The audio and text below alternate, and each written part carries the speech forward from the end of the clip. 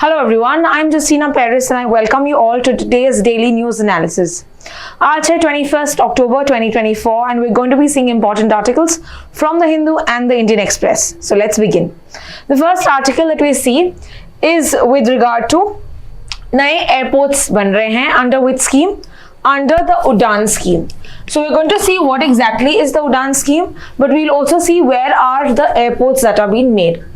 तो यहाँ पे we've got in Chhattisgarh, Madhya Pradesh and Uttar Pradesh.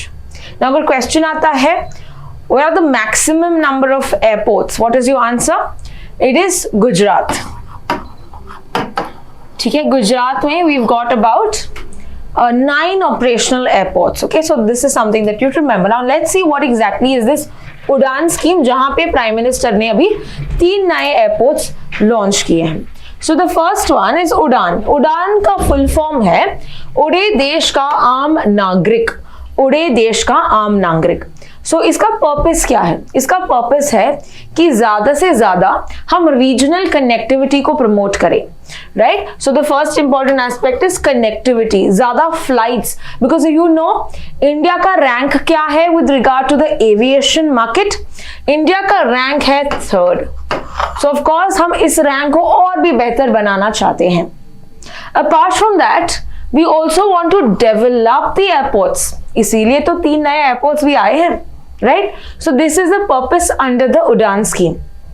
इसका एक important feature भी है कि जो 50% of the seats होते हैं, 50% of the seats, they will be capped at a lower price. कितना lower price? 1 घंटे का जो रेट होता है that is 2500. इससे ज्यादा आप चार्ज नहीं कर सकते हो. ठीक है, so that is also ensuring कि जो common man है, right, आम नागरिक है, ये भी फ्लाई कर सकते हैं, ये भी एयरपोर्ट एयरप्लेन्स में ट्रैवल कर सकते हैं. So this is what the major aim of the scheme is. Which is the ministry that launched this particular scheme? Aviation की sector है, so of course we have the Ministry of Civil Aviation. Now again, like I already discussed with you, maximum airports कहाँ पे हैं? So this is mainly Gujarat. Apart from that, we have the busiest and the largest airport. तो busiest airport अगर आएगा, it is Indira Gandhi. Okay, Indira Gandhi जो है Delhi. And if they ask you the question which is the largest airport in India, it is the Rajiv Gandhi Airport. तो ये आप trick याद रख सकते हैं, Indira Gandhi and Rajiv Gandhi. Okay, so easy. And where is Rajiv Gandhi Airport? Hyderabad. Okay, so these are some important facts for your exam. Let's proceed to the next article. The next article is with regard to Quad. तो ये जो exercise है quad countries के बीच में, इस exercise को कहते हैं मालाबार, जो रिसेंटली खत्म हुआ है. So September we had the exercise Kakadu and we had Malabar from 8 to the 18th of October. So Quad, I told you what are the members associated in Quad. बहुत बार किया है, वापस से करते हैं. We have India, Japan, Australia and USA. India, Japan, Australia, USA. 2007 में the idea was mooted by the ex-prime minister that is of Japan, which is Shinzo Abe, जो assassinate भी हुए थे, right? तो इन्होंने ये idea दिया था, but ये ठप सा पड़ गया था, कुछ यहाँ पे वर्क नहीं चल रहा था. And in 2017 this again was revived. Okay, so the body again revived. So here we see that they have a naval exercise called the Malabar. Now where did we find that जो इस बार का जो quad summit था, ये कहाँ पे हुआ? The Quad Summit happened in USA, right? हमारे प्राइम मिनिस्टर गए थे तोहफे लेके, right? So that happened in USA. This was in 2024. अगले साल 2025 में ये जो एक्सरसाइज है ये इंडिया में होगा. ठीक है, तो ये आपको याद रखना है, और जो एग्जाम अगले साल देंगे उनके लिए बहुत ही इंपॉर्टेंट होगा ये पर्टिकुलर बॉडी जो है क्वाड. इसका कोई हेडक्वार्टर्स तो नहीं है, right, but what is the aim of this, ताकि हम रीजनल सिक्योरिटी एंड कोऑपरेशन को बढ़ा सकें in the Indo Pacific region, right, the Indian and the Pacific region के पास, and also to control the domination of China. तो इसीलिए we have this particular grouping between India, Japan, US and Australia. So Malabar exercise is one such exercise that we are trying to get close cooperation among these Quad members. तो ये चला आ रहा है, 4 countries यहाँ पे participate करते हैं ना. अगर क्वेश्चन आता है कि कौन था host of the Malabar exercise, तो यहाँ पे कंफ्यूजन नहीं होना चाहिए. क्वाड समिट का तो यूएसए में था, लेकिन Malabar happened in India. In fact ये जो 2024 का समिट था, it was India who was supposed to host it, but because Joe Biden का ये लास्ट ईयर है, अभी इलेक्शंस होने वाले हैं यूएसए में, so he has backed out from the presidential elections. He will not be the president, और he does not stand a chance for that. तो इसीलिए हमने अदला बदली करके अगला साल Modi, because Modi has already got the term now, right, and we see Joe Biden took this particular summit this year. So Delaware में ये summit हुआ था. So we have seen about these important aspects with regard to Quad, the member countries.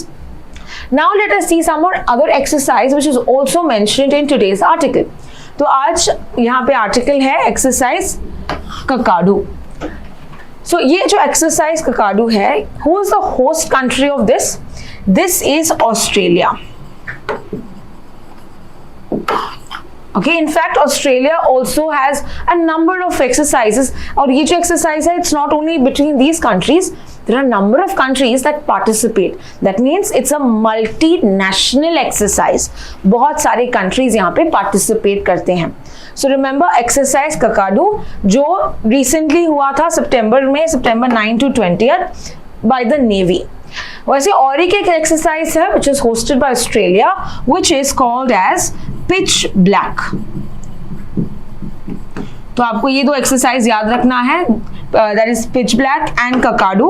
दोनों exercises are hosted by Australia, right? So this is with regard to this. And अगले साल that is 25 में जब India host करेगी quad countries को, we also see on Malabar के अलावा there is also मैत्री एक्सरसाइज. ठीक है, तो एक मैत्री का वर्कशॉप भी होगा which will be done by India. So remember this as well. अगले साल ये आप देखोगे, क्योंकि ये पहली बार होगा which will be hosted by India. Let's now proceed to the next article. तो जो अगला आर्टिकल है, it is with regard to a cyclone. और ये साइक्लोन का नाम क्या है? साइक्लोन का नाम है Dana. Okay, so what do you mean by Dana? Dana is a beautiful precious pearl. A dana like moti dana, right? So that is what is a dana. तो ये किसने प्रपोज किया ये नाम? ये नाम प्रपोज किया था कतार ने. Now, if you know, in the recent times, we've also seen another cyclone, और उस साइक्लोन का नाम है रेमल. राइट, रेमल जो ये साइक्लोन था, this also happened in the Bay of Bengal, right? So ये नाम किसने प्रपोज किया था? It was Oman. Okay, and what is the meaning of Remal? It is sand. It's an Arabic word which means sand. तो आपको ये terms, आपको किसने प्रपोज किया है, ये क्वेश्चंस आ सकते हैं. नाउ लेट्स अंडरस्टैंड ये नेमिंग ऑफ द साइक्लोन्स कैसे होता है. So this originated in the year 2004. So since 2004 basically ये जो World Meteorological Organization है, WMO, World Meteorological Organization, ये आया था 1950 में. इनफैक्ट इससे भी पहले पुराना एक ऑर्गेनाइजेशन था called as IMO. ठीक है, IMO is international maritime organisation. तो ये जो international maritime organisation that came in 1873. Okay, इससे ही ओरिजिन के through we made the world meteorological organisation. And if you remember IMD which is the international Indian meteorological department, ये आया था 1875 में मिनिस्ट्री ऑफ अर्थ साइंसेस के अंदर. So you should know these basic facts. Okay, तो अभी हमारा जो IMO है, it got replaced with WMO. Now this is a specialized agency of the UN और ये काम करता है with regard to weather, climate forecasting, helping countries to target. जैसे IMD इंडिया के लिए करता है, वैसे ही this is for the international level, WMO. इसका हेडक्वार्टर्स कहाँ पे है? हेडक्वार्टर्स इसका है जिनेवा में, ठीक है. So now WMO is the one that manages this whole cyclone naming, mainly in the Indian Ocean, North Indian Ocean. So कौन से member countries यहाँ पे naming करते हैं? We have Bangladesh, Iran, Maldives, Myanmar, Oman, Pakistan, Qatar, Saudi Arabia, Sri Lanka, Thailand, UAE and Yemen. Okay, so if you see the countries that are surrounding the Indian Ocean, these are the ones that give the names. Okay, along of course with India. So यहाँ पे हम देखते हैं that every country gives 4 names, it gives 4 names और हम alphabetically जाते हैं और हम सिलेक्ट करते हैं. अल्फाबेटिकली यानी एक बार हमने ओमान का लिया, फिर कतार का लेंगे, फिर सऊदी अरेबिया का लेंगे. So these are the original countries and of course we got many countries that join this. Okay, so ये लाइन से हम जाते हैं. ओमान से ओमान हो गया, फिर असेना करके था एक जो पाकिस्तान ने दिया, अभी कतार ने दिया है दाना, उसके बाद सऊदी अरेबिया का होगा, फिर श्रीलंका होगा, ठीक है. And that you can see the other names also. ये जो नेक्स्ट साइक्लोन जो आएंगे उनका नेमिंग ऑलरेडी सिलेक्ट कर लिया है. That means it is Fengal, Shakti and Monta. So you see that Saudi Arabia name करेगी नेक्स्ट, उसके बाद Shakti that is name by Sri Lanka and by Thailand which is Monta. So these are the different kind of names that the countries give. Already ये list दिया जाता है and once the name is used it retires. यानी ये नाम आप वापस से इस्तेमाल नहीं कर सकते हो. Repetitions not allowed. Now what is the point of naming cyclones? क्यों करते हैं naming cyclones को? ऐसे ही नाम देना अच्छा लगता है? No. इसका एक purpose है.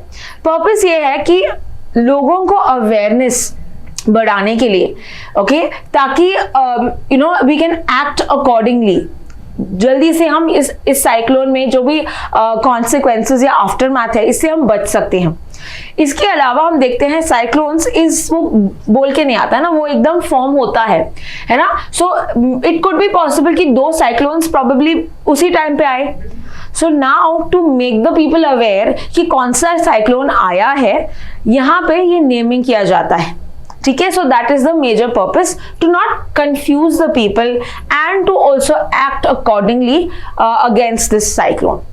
तो ये हमने देखा, बहुत बार देखा है साइक्लोन्स कैसे फॉर्म होता है. The low pressure conditions in the ocean and this also creates we can say catastrophe on the land when it falls on the land. So this has other names. Cyclone के अलग अलग नाम भी हमने देखे हैं, जैसे इसको हरिकेन्स बोला जाता है in the north Atlantic and north east Pacific region. इसको टाइफून्स कहा जाता है in the north west Pacific ocean and it is called as cyclones in South Pacific and Indian Ocean. So you should know these names that are called. And Australia में इसको क्या कहते हैं ये मुझे आप बताओगे in the comment section because I have done the whole topic of cyclones multiple times. तो ऑस्ट्रेलिया वाला जो नेम है, फनी सा नाम है, जो आप मुझे कमेंट सेक्शन में बताएंगे. Alright, so remember of this दाना जो आएगा which will be in the Odisha में यहाँ लाइकली टू अराइव एंड वहां पे उधर पॉसिबल प्रिपेयर्डनेस भी हो रहा है.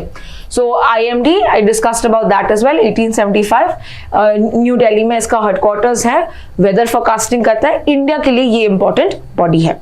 Of course let's proceed to the next article now. Next article है क्लाइमेट फाइनेंसिंग से रिलेटेड. सो ये द हिंदू में दिया गया है. Let us see what exactly is this article. So we know that COP 29 okay is soon going to happen. नवंबर में होगा ये, right? तो ये जो COP है होगा बाकू अजरबैजान में. We have seen this in the previous discussions. इस बार जो COP है या कॉन्फ्रेंस ऑफ पार्टी है, ओके, जो समिट होता है बहुत सारे कंट्रीज यहाँ पे पार्टिसिपेट करते हैं, heads of the nations participate करते हैं and we discuss about what about climate change. Climate change को कैसे हम उसके मिटिगेशन कैसे कर सकते हैं, अडेप्टेशन कैसे कर सकते हैं, all this is discussed in the conference of parties. So of course India also participates in this. So ये जो COP है नवंबर 11 से लेके नवंबर 22 होगा। तो यहाँ पे कहा गया है कि इस पर्टिकुलर कॉन्फ्रेंस ऑफ पार्टीज का मेजर थीम जो है will be with regard to climate finance. अब ये क्लाइमेट फाइनेंस का मतलब क्या है, what is the definition? So there is this body जो कॉप्स को एडमिनिस्टर करता है। कौन सा है बॉडी? वो UNFCCC। ये बहुत बार सुना होगा आपने। ये जो कॉप है ये इसी के कॉन्फ्रेंस ऑफ पार्टीज है, इसी को डिस्कस करने, यानी कि United Nations Framework Convention on Climate Change to ensure the climate change के इफेक्ट्स कम से कम हो, है ना। सो UNFCCC ने डिफाइन किया है कि क्लाइमेट फाइनेंस क्या है। सो व्हाट डज इट से? इट इज सेइंग कि जो क्लाइमेट फाइनेंस है it is a local national national financing. That means it is basically जो लोकल लेवल पे या नेशनल लेवल पे या इंटरनेशनल लेवल पे आप फंड्स देते हो किसी कंट्री को ताकि उसको मदद मिले, उसको सपोर्ट मिले to reduce the effects of climate change, to reduce the weather impacts of climate change, the disasters of climate change. So basically funds given to a country, इधर सोर्स हो सकता है इसका प्राइवेट बॉडी, इसका हो सकता है पब्लिक बॉडी, इसका हो सकता है गवर्नमेंट्स, ठीक है, अलग अलग सोर्सेस से उसको पैसे मिलेंगे ताकि वो क्लाइमेट चेंज के लिए उसको कुछ सपोर्ट मिलेगा, ताकि वो मिटिगेशन और अडेप्टेशन कर सके with regard to climate change. So ये था definition. Now let us see what is said or discussed in the article. Article ये कहता है कि जो डेवलपिंग कंट्रीज है, developing countries are worst affected by climate change. Don't we all agree? Why developing countries? Firstly, developing countries जो है mainly they rely on agriculture. ठीक है, they are very in the nascent stage, वो अभी भी develop कर रहे हैं, तो इनके पास ना अच्छे इकोनॉमी है, पर कैपिटा इनकम ज्यादा नहीं होती है ना। So that is why they find it very difficult जब कोई कैटास्ट्रॉफी आता है टू वापस से rebuild, restructure that. They take it more efforts as compare to developing countries which will be better equipped कि अगर कोई कैलेमिटी आती भी है तो हमारे पास पैसे हैं, हम मैनेज कर पाएंगे। पर डेवलपिंग कंट्रीज में ऐसा नहीं है। इसके अलावा ये भी एक फैक्टर है that you see that developing countries ने कुछ कंट्रीब्यूट नहीं किया फॉर क्लाइमेट चेंज, राइट। उन्होंने इंडस्ट्रियल रेवोल्यूशन नहीं किया, तो इनकी कोई गलती भी नहीं है, बट इनको भुगतना पड़ता है क्लाइमेट चेंज के इफेक्ट से, एंड कहीं ज्यादा, right? So that is the argument that is given why it is required to give climate financing to the developing countries, because एक तो उन्होंने कुछ नहीं किया, दूसरा कि उनके पास पैसे भी नहीं है, एग्रीकल्चर है, तो they cannot stand up towards climate change. So now what is the aspect in this? Here we have United Nations framework, okay, has given कि climate financing बहुत ही important है, and इसके लिए हम देखते हैं कॉन्फ्रेंस ऑफ पार्टीज में discussions भी हुए हैं। जैसे हमने रिसेंटली अगर आप देखते हो बाकू या अजरबैजान ने कहा है कि हम एक मैनेज करेंगे एक fund, climate finance action fund. Climate finance action fund we will be taking funds from the fossil producing countries, और हम ये फंड बनाएंगे to help the countries, mainly the developing countries, right. ये अभी आया नहीं है, ये आएगा इन दिस सोनी COP, but we had seen that they had brought about this plan well in this year. So you also have to remember about this particular finance action fund. इसके अलावा हमने देखा है loss and damage fund, right? Loss and damage fund जो आया था Sharm el Sheikh Egypt, right, इस COP के through, and we see that in the further end, like you know, even in Dubai जो कॉप था, इस corp 28 में ये ऑपरेशनलाइज हुआ। सो इसमें भी हम कहते हैं कि डेवलप्ड और डेवलपिंग कंट्रीज को फंडिंग मिलना चाहिए, राइट। नाउ एवरीवन अग्रीज कि फंडिंग तो मिलना चाहिए, but there are some problems here. So article में ये बताया है कि इनको जो फंडिंग मिलता है ज्यादातर से इनको लोन्स मिलते हैं। And what is loans? Loans मतलब उनको रीपे करना है वापस, राइट? अभी ये ऑलरेडी पुअर है और वापस आप बोल रहे हो कि आपको रीपे करना है। So this is a very wrong strategy. Rather what it should happen, grants के फॉर्म में कि उनको वापस नहीं देना है, या कंसेशनल लोन्स दो। कंसेशनल लोन्स का मतलब है कि जो इंटरेस्ट रेट है ये कम से कम हो, ठीक है? अगर आप दे रहे हो कंट्रीज को भी तो ये इंश्योर करना चाहिए कि लोन का इंटरेस्ट रेट ज्यादा नहीं होना चाहिए। So these are the important aspects that is covered. Now let's talk about India. India का यहाँ पे ये है कि इंडिया के बहुत सारे टारगेट्स हैं। हमको बनाना है 500 गीगावाट रिन्यूएबल एनर्जी बाय 2030, ये हमने बहुत बार देखा है। वी वांट टू इंश्योर कि हम इलेक्ट्रिक व्हीकल्स का अडॉप्शन करें। हमको चाहिए कि हमारे ग्रीन हाइड्रोजन मिशन के through 5 million metric tons of green hydrogen produce हो एनुअली बाय 2030। हमारे गोल्स तो बड़े बड़े हैं, पर हाँ भाई फंडिंग की आवश्यकता है। क्यों फंडिंग की आवश्यकता है? इन्वेस्टमेंट की आवश्यकता क्यों है?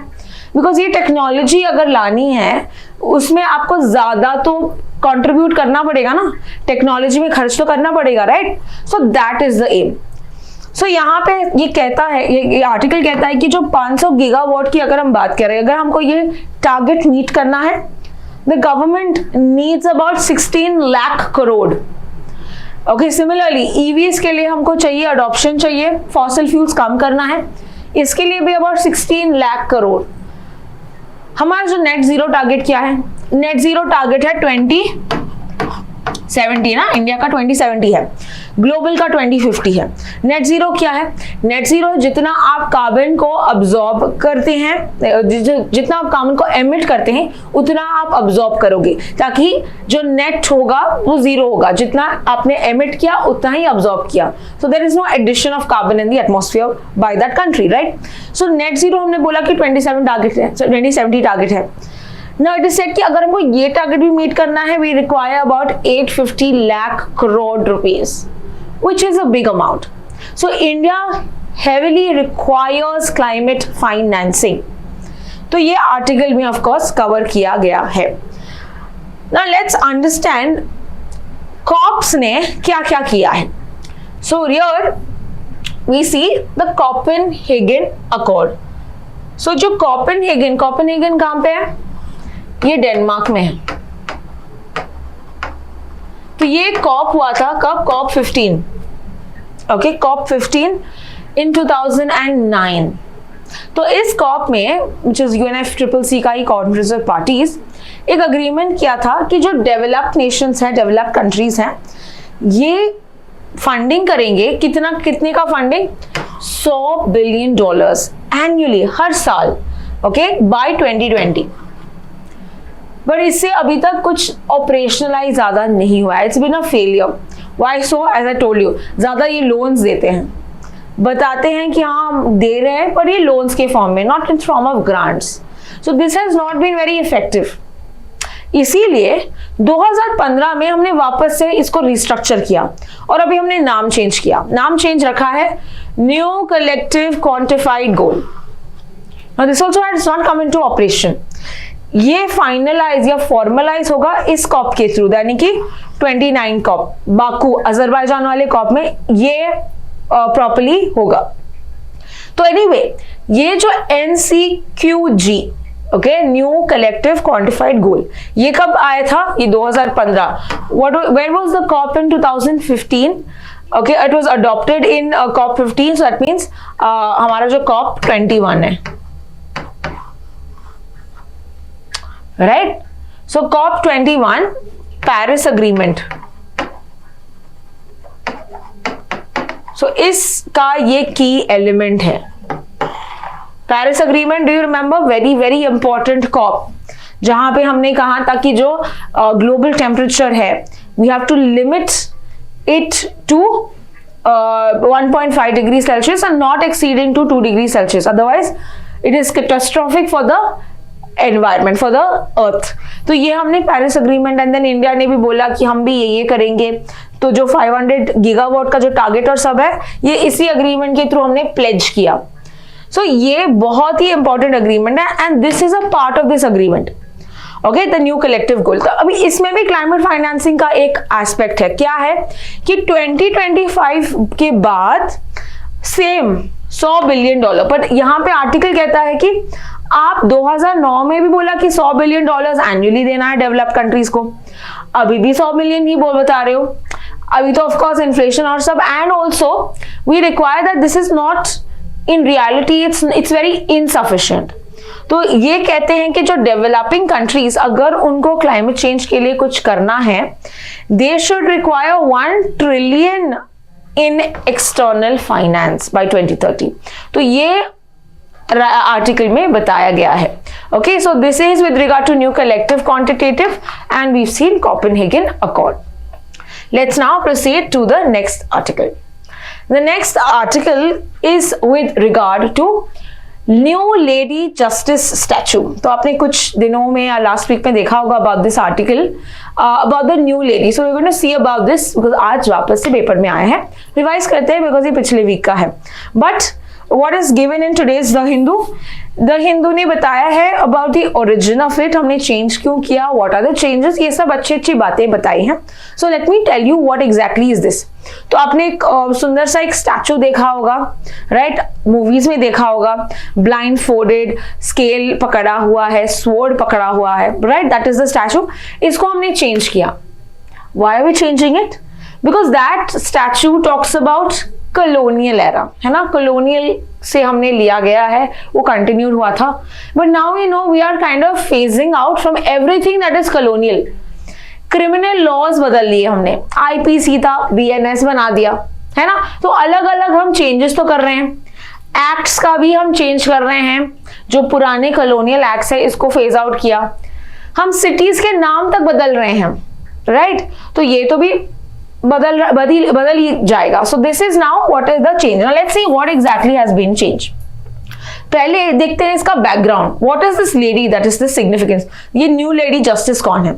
Now this is a Roman mythology के थ्रू आया था। The name is Justitia. So Justitia, okay, which signifies the lady justice. She is a form of justice depicting the justice in the courts. Now how is this lady? यहाँ पे आप picture देखो तो ये हम follow कर रहे थे, आपने देखा होगा। So she has a sword, sorry. तो एक स्वॉर्ड है which talks about authority of law. ये ब्लाइंड फोल्डेड है, जिसका मतलब है कि इट्स इम्पार्शियल, जो जस्टिस है will be delivered impartially. Okay, मैं देखूंगी नहीं कौन है, there is a whale that is there. Apart from that we have the scales. Scales mean weighing arguments. हम arguments को weigh करेंगे and accordingly the justice will be delivered. So this is the archaic form. Now let's see what is the new statue that has been unveiled. तो यहाँ पे we see that पहले इनका जो attire है, right, यहाँ पे एक गाउन जैसा पहना है। सो ये Indian you can say culture को डिफाइन करने से हमने देखा है कि यहाँ पे there is sari that she is worn and along with that some ornamentation. तो पहला चेंज तो यहाँ पे अटायर बदला है। इनके अलावा हम देखते हैं स्केल्स अभी भी है। So this is balancing equality in society. Further, is she carrying the sword? No, there is the document, the constitutional instead of the sword, which talks about the supremacy of the Indian law. Okay, now a very important change is blindfold है क्या यहाँ पे? No, it's open eyed.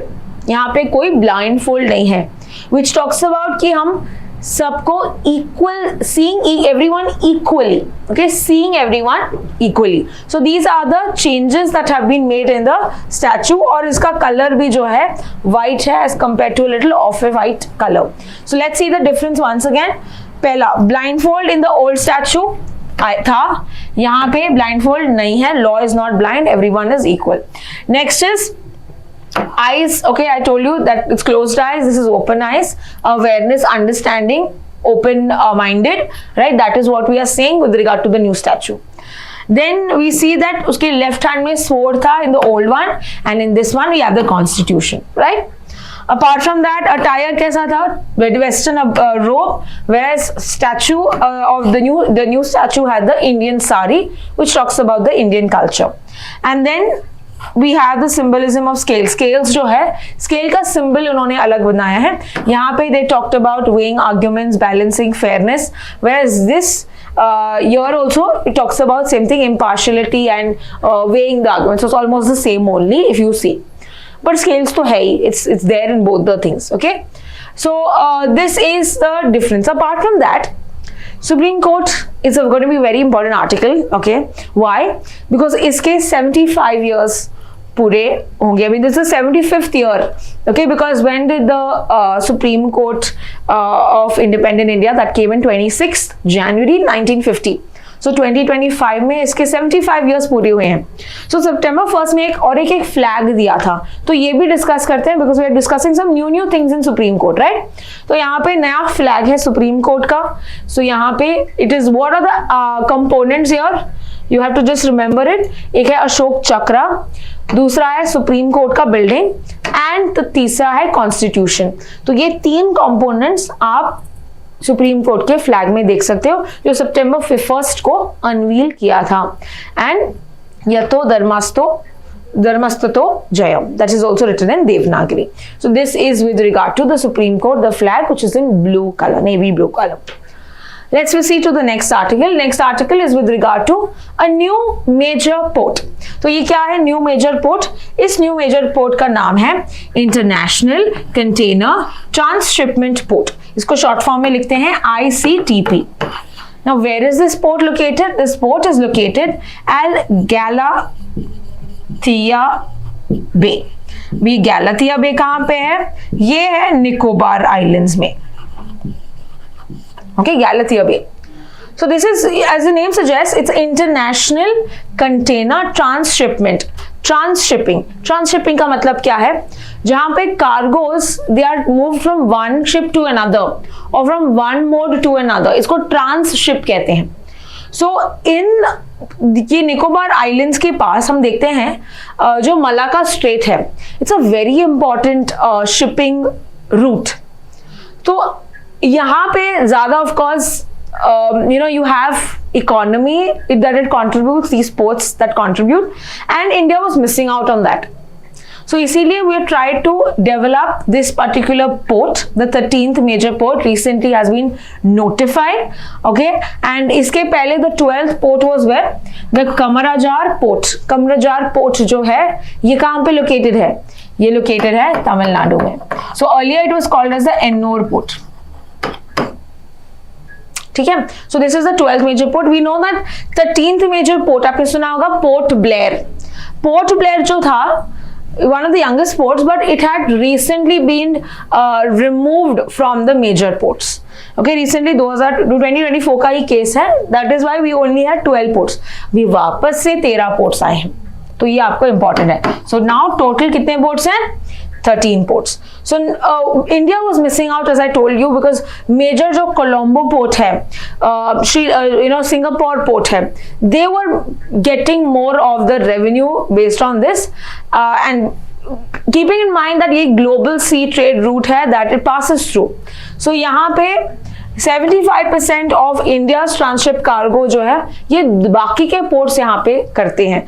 India इस port में ज्यादा कुछ नहीं होता था. So now we are developing and we are maximising our revenues with regard to this. Port development के लिए कौन सा प्रोग्राम चल रहा है? That is Sagarmala. Okay, Sagarmala programme कौन से मिनिस्ट्री के अंदर आता है? ये ministry of ports, shipping and waterways. Ministry of ports, shipping and waterways. ये आया था 2015 में. Now, what is the meaning? For what? For developing the ports of India, to modernize the ports of India, to modernize the port infrastructure. तो इसीलिए we had the Sagarmala project that came in 2015. And we also see that ये जो ports है, okay बहुत सारे ports, यहाँ पे rankings भी होती है. So I have recently discussed about container performance index. Okay, container performance index. तो यहाँ पे दे टॉक अबाउट कितना क्विक होता है, यू नो वेयर इट, जब पोर्ट्स ऑफलोडिंग होता है, ऑनलोडिंग होता है, कितना इंफ्रास्ट्रक्चर होता है. तो ये एक कंटेनर परफॉर्मेंस इंडेक्स है that is given by world bank and your SP global. Okay, SP global एक मार्केटिंग इंटेलिजेंस. सो ये दोनों देते हैं, वर्ल्ड बैंक देता है ये container performance index. And India के 9 ports are coming in top 100. So you see that how Sagarmala has also helped in increasing, because इससे पहले we see that we were not very well in this, and one such port has also been in top 20. 19th rank में we have the Visakhapatnam port. So we are doing really well in this, and we soon have more. हमारा potential ज़्यादा है, capacity भी ज़्यादा है. Now let's talk about some important facts for your exam. तो exam में आपको ऐसे कुछ क्वेश्चंस आते हैं कि नेचुरल पोर्ट कौन सा है, लार्जेस्ट नेचुरल पोर्ट. तो I am going to give these important one liners for you. Natural port है Mumbai.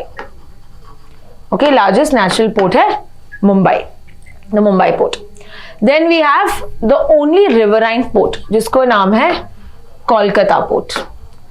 Kolkata port is also called as Shyam Prasad Mukherjee port. तो एसपीएम, श्याम प्रसाद मुखर्जी पोर्ट का भी इसका नया नाम भी दिया गया है. Largest private port, okay government का नहीं, प्राइवेट है, दैट इज मुंद्रा पोर्ट. कहां पे है मुंद्रा पोर्ट? मुंद्रा पोर्ट है गुजरात में. Adanis is the one that is operating the Mundra port. और हमने देखा था जो यू नो चैनल्स है, जैसे कि वी हैव द INSTC है या IMEC है. So these ports play a very important role. The Mumbai port, the Mundra port, the Kandla port. Apart from that maximum ports कहां पे है? Now I am giving 2 ways. अगर पूछा मैक्सिमम मेजर पोर्ट्स कहां पे है, maximum major ports, 3 major ports एक state पे हैं जो है तमिलनाडु में. ठीक है, मैक्सिमम मेजर पोर्ट्स पूछा. तो अगर मैक्सिमम पोर्ट्स इन जनरल पूछा, that means this will include both major and non major ports, right? So this is in Maharashtra. So you need to know this important facts. Let's now proceed to the next article. The next article is with regard to United Nations Security Council. Now we've always discussed this. Now let's see what exactly are the things that have been in today's Indian Express. तो यहाँ पे जो Russia के diplomat हैं, okay, here we have Sergey Lavrov. तो इन्होंने बताया है, ये कहते हैं कि इंडिया, ब्राजील और African countries should be represented in the UNSC. सो यह कहते हैं कि हमारा जो बैकिंग है, हमको बैकिंग करते हैं कि yes India also should be a part of UNSC. Now what is UNSC? बहुत बार किया है, but in case you are new to this channel and you don't know what it is, let me explain it. United Nations Security Council, this is one of the principal organs of the United Nations. We know United Nations 1945 में आया था और इनका काम था that is after the World War II to ensure कि firstly कोई दूसरा war ना हो and to bring about development, cooperation among the countries, right? तो UNSC जो है, it is one of the important bodies of the United Nations. इसमें we have how many total members? 15 members total में, but इसमें से भी 5 members, okay, जिनके पास एक स्पेशल पावर होता है जिस इज कॉल्ड वीटो. ओके, सिर्फ ये 5 मेंबर कंट्रीज के पास ये पावर है. तो कौन से हैं 5 countries? UK, US, China, Russia and France. तो ये 5 countries have that important power. So अगर कोई रेजोल्यूशन होता है, अगर एक भी कंट्री ने इनका वीटो पावर इस्तेमाल किया, then we can not go forward. तो सब 5 कंट्रीज का सहमति होना चाहिए. Apart from that, as I tell you, there are also some other 10 countries. तो 5 कंट्रीज जिनके पास वीटो पावर है, इनको परमानेंट मेंबर्स कहते हैं. And there are 10 member countries which are called as non permanent. So इनका जो टर्म है, okay, it's about 2-year term and India has been a part of this. Okay, India ने 2020, 21, 22 में we've been non-permanent members, but we want to be what? Permanent members, because यहाँ पे इनका ज़्यादा power है. And हम देखते हैं कि other countries have also now, why only these 5? Right इन्होंने कुछ ये जो है it was showing up earlier जब यहाँ पे they possess nuclear power, but now you see it should change according to the global dynamics, है ना, जैसे वर्ल्ड बदल रहा है उसी से we should have the structuring in the organisations. So इसीलिए we see that yes Russia जैसे countries are backing us, but on the same hand we see China does not want India of course to be a part of P5. So अभी इसीलिए we have this organization called G4. G4 में कौन से bodies हैं? Group of 4 consist of India, Japan, Brazil and Germany, या Big J भी कहते हैं. Okay, so India, Japan, Brazil, Germany. You see, these countries are also doing very well with regard to the economy. Okay, ये यहाँ पे भी इनका Germany country जैसे Japan है, right? They are developed countries, but फिर भी ये यहाँ पे नहीं है. So they are pushing for change or reforms in the UNSC. So this has been a good instance जहाँ पे रशिया के डिप्लोमेट कहते हैं कि नहीं इन कंट्रीज को भी representation मिलना चाहिए in the UNSC. Okay, so this is what the aspect is. Let's now proceed to the next article. This is the last article where we're going to be discussing some major facts about given in today's explainer of the Indian Express. तो पूरा article यहाँ पे discuss नहीं होगा because बहुत सारे minute facts दिए गए हैं जो आपके एग्जाम के लिए इंपॉर्टेंट नहीं है. So we gonna pick up those points that are important. So एक सर्वे आया था all India rural financial inclusion survey 21-22 का. ये सर्वे के अकॉर्डिंग पहले देखते हैं कौन किसने दिया ये survey. The survey was commission by the NABARD. Okay, NABARD जो है National Bank for Agriculture and Rural Development. This is a very important bank for the rural economy for the agricultural sector. तो ये जो बैंक था 1982 में बना. हेडक्वार्टर्स इसका कहां पे है? मुंबई में. सो this has given the all India rural financial inclusion. Now, according to this survey, कुछ important interesting facts आते हैं. Let us see what they are. It is said that 57% जो हमारा rural household है, या agricultural. इसका मतलब क्या है कि at least one of them is self-employed in agriculture, either in crop production या livestock management, है ना? इसको हम कहते हैं agricultural household. So ये कहता है कि मैक्सिमम अभी यहाँ एग्रीकल्चर तक है. And if you saw the recent budget economic survey, यहाँ पे भी हमने देखा था कि एम्प्लॉयमेंट में भी सबसे ज्यादा एग्रीकल्चर कंट्रीब्यूट करता है. तो ओवरऑल की बात करें, this is only talk about rural, right, but overall also 45% of the country still engages in agriculture. But this does not translate to GDP. मतलब ऐसा नहीं कि एग्रीकल्चर ज्यादा है हमारा जीडीपी में ये ज्यादा कंट्रीब्यूट कर रहे हैं, नहीं. ज्यादा कौन कंट्रीब्यूट कर रहा है? Services. So which is the sector that contributes more to the GDP of the country? It is services.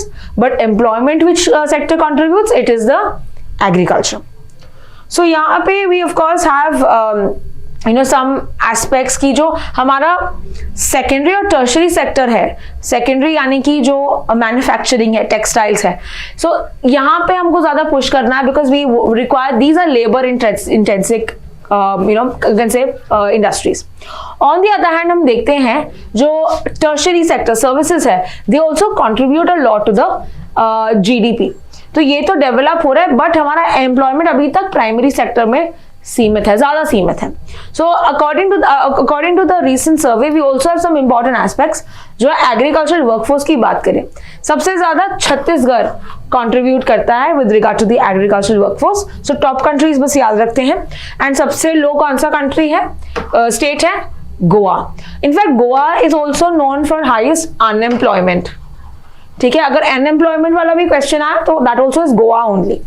So these are some important facts that you have to remember. I've only selected the points that are important for you.